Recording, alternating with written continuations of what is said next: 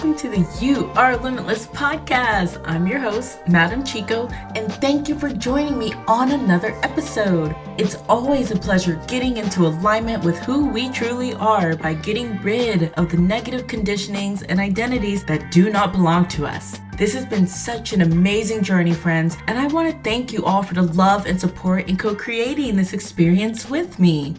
Today's tea that we're spilling is on the concept of guilt and shame and why I think these two emotions actually stop growth altogether. Controversial, yes, but I'll dive right into what these two emotions are, how society views them, my experience as an example of why these two emotions do not serve us in any way, and then how instead we can use the power of karmic forces to course correct ourselves into growth, which is what the true art of behavior change really is all about.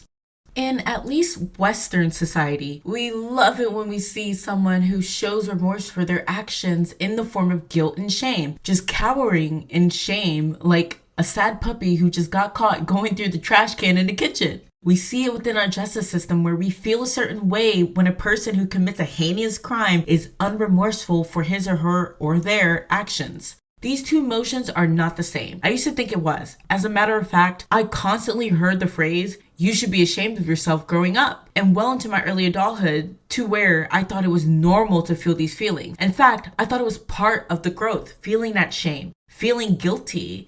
A definition of guilt is just an understanding of how our wrongdoings, through our behaviors, through our actions, have created a negative impact on a person or situation. Whereas shame is the idea of our behaviors creating an identity that is, there is something inherently wrong with me. As in, we have done something that is so heinous that makes our existence unworthy and makes us unworthy of experiencing joy, unconditional love, etc. Both to me are not necessarily geared towards taking corrective actions, although guilt does carry more of a motivating, energetic charge that does not attach to our identity as being bad. So you're more likely to move in a direction of remedying the harm when there's guilt, right? Of taking corrective actions towards bettering yourself where you had effed up. But guilt can also temporarily delay the growth and lessons that could be had in a situation if you stay in the phase of guilt. So if you stay in the phase of just feeling guilty, but you're not really taking any action to overcome that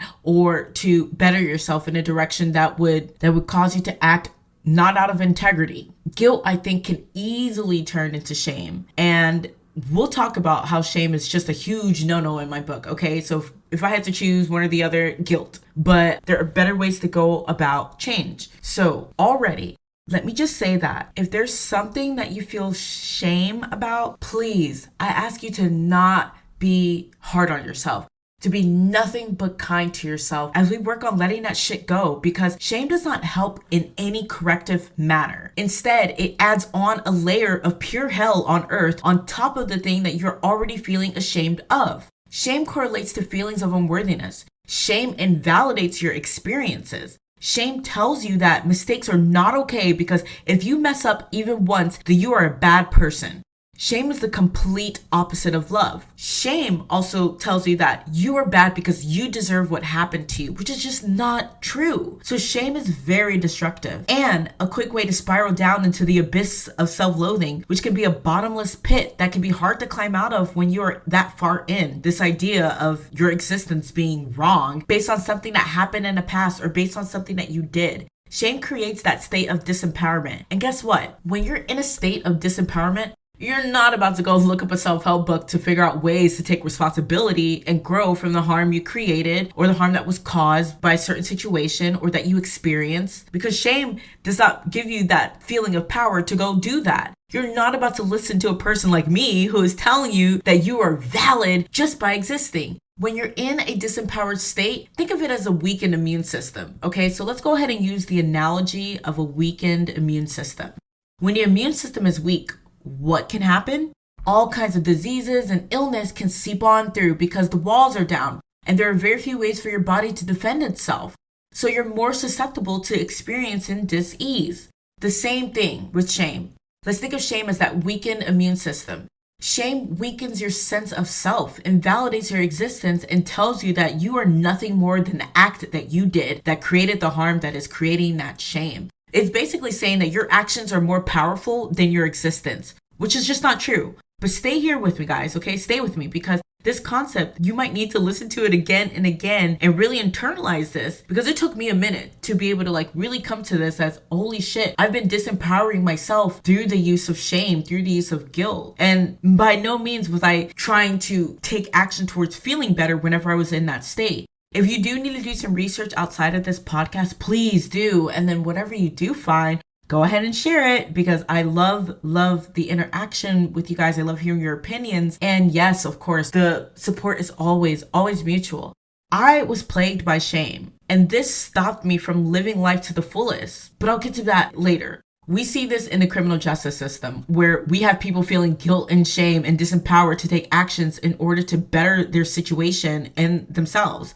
It's the same thing with being in a toxic relationship. When you are suffering from shame, you are disempowered. And when you are in a disempowered state, you aren't thinking, I am abundant, I am love, I am whole, I am free, I can find someone else. No, you'll stay where you're at, because shame does not empower you to move. In fact, these type of mantras, doesn't matter whether it's in a relationship, or if you're dealing with mental health issues, or if you're dealing with the criminal justice system, or if you're dealing with an ugly ass custody battle, doesn't matter. When you hear these mantras such as I am whole, I am free, I am love, it would sound ridiculous to you, because how can that be true when shame has taken over and painted you as bad? And then you get these confirmation biases with whatever else that you're experiencing that further confirms this idea of being bad, which I'm telling you right now, I don't care who you are, it's just not true unless you say it's true.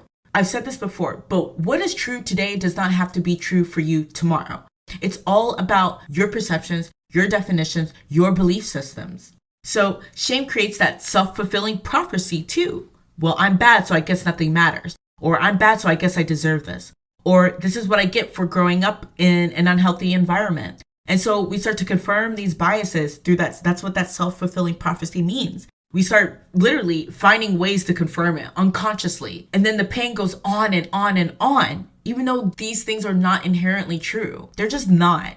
There are many reasons why we feel guilt and shame, but many of these reasons to me are in part self-imposed or imposed by society's expectations of what makes a person good, or imposed by family expectations as to not make the family look bad. So we have these dualities of good, bad, and they're mainly just judgments. So what could be seen as shameful, let's say in Africa, may not be seen as shameful here. A lot of people have shame around their sexuality. And depending on where you are around the world, some definitions or identities in the realms of sexuality are totally acceptable, whereas others are not. So we can see how just malleable this idea of shame is, and how it's really based on your own definition. This is why it's really important to not rely on outside validation, because external validation is always fleeting. What happens when you rely solely on external validation and then you go to another country where your sexuality may be, shamed upon? So it's really important to start validating ourselves, right? And we have to cut through that shame. We have to cut through the shame in order to get to that. So let's be real. I'm sure you've done something that society may frown upon that you didn't feel guilt or shame about. Doesn't matter what it is. And I'm not going to list examples, because I'm not advocating that you go create havoc in your world or others, directly or indirectly. But when someone found out about that something that you did, then the shame and guilt seeped in, simply because someone reflected back to you that they know what you did. You see what I mean? Again, I'm not advocating that you go do shitty things, but are you really feeling ashamed whenever you did whatever you did? Or did someone make you feel that shame because of their opinion, their perception, and their judgments about the thing that you did? My point is, do you see how there's so much negative judgments behind our ideas of shame and guilt, and how we're sitting here talking about it and we haven't even gotten to the whole nexus point of creating the change that we seek to create from the behaviors that we don't even like, because we have added a layer of shame and guilt on top of what we really needed to focus on, which was, how do I better myself? How do I grow from this situation so I don't have to experience this situation again? How do I grow so that I do not cause harm in a relationship, or I do not cause harm to my family or the people around me? How do I grow so I don't have to yell at people at work? I mean, do you see how shame and guilt kind of takes a detour? It takes an unnecessary detour whenever we can just cut straight through. cut straight through the meadow, get to the gold, which is that which we are trying to change, that which we are trying to be better of, so we don't have to continue experiencing the experiences we experience. So hear me out on this, because this is all self-judgment. It's all self-imposed. And I know that sounds kind of harsh, but think of it this way, because if it's all self-judgment and it's all self-imposed, do you know what that means? That implies power. You are that powerful that you can impose self-judgment and impose being in a disempowered state. That is the paradox. You're using your power for disempowerment through the self-loathing and through the self-judgment.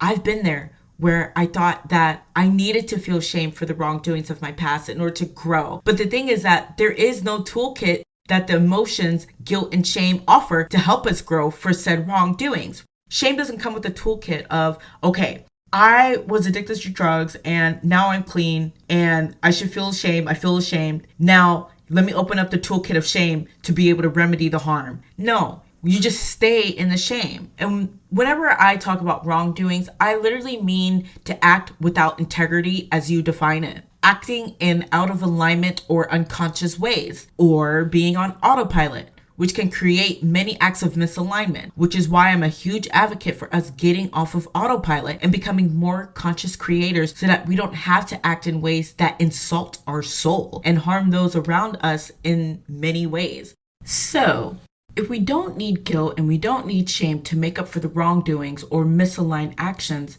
what do we do instead? Because what about karma? Doesn't karma exist?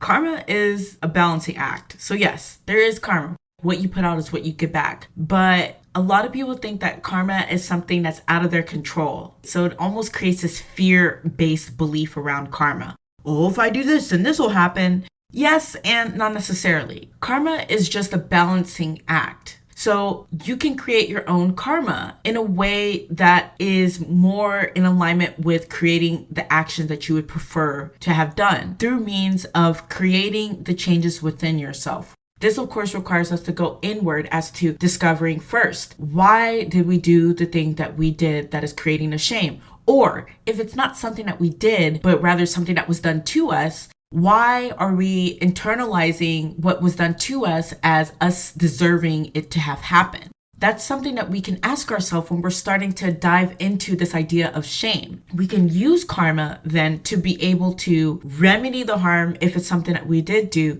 through acts of good service. It doesn't matter what it is.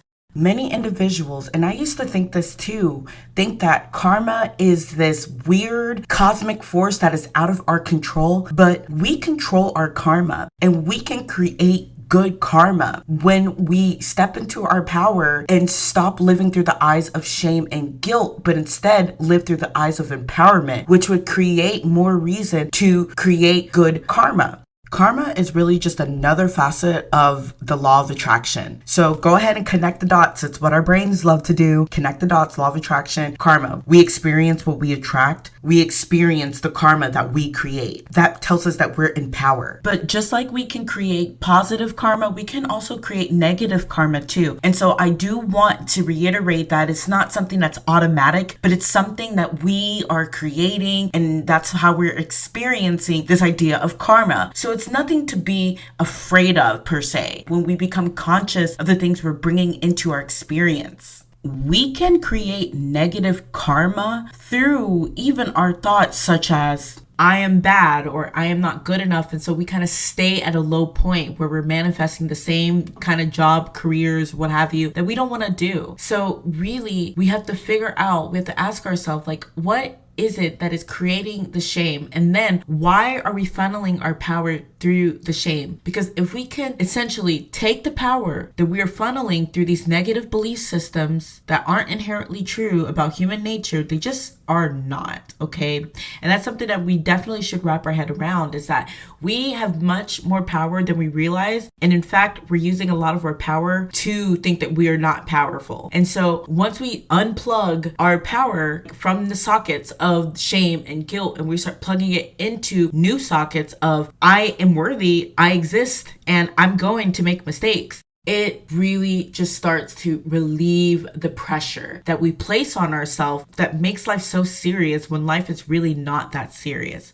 So we ask ourselves these questions, and this is what inner work really is all about, is we start asking ourselves the hard questions and we dive deep and we figure out where the nonsense is coming from. And most of the time, it's nonsense. Most of the time, it's nonsensical, the things that are not us. So once we realize, okay, we have gone through the fields of shame, we realize that we don't need it anymore. And once you start letting that go, now we're at the core. Now we're like, okay, maybe next time I can do this in this way so that I do not create that karmic energy that's going to come back to me in a negative way, right? For example, I may not like a person, or rather their energy is not aligned with mine. But that does not mean that I have to act in a way that harms them just because our energies are incompatible. So acting in a way such as gossip or, posting on social media about them, or just anything that's really icky, that is truly a reflection of how we see ourselves. And it is a reflection of the shame and insecurities that whoever is doing the